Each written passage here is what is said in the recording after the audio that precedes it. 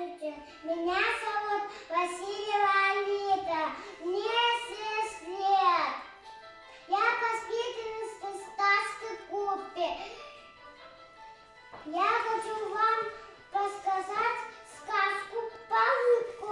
Я рыбка в совой речке. У меня есть много сестер.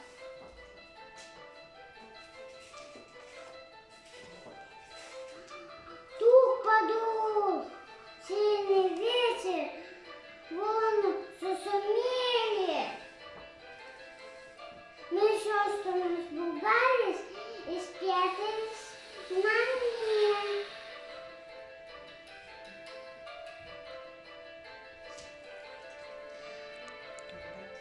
Тук, когда ветер затих, выколо на солнышко, мы дуsto поплыли гать.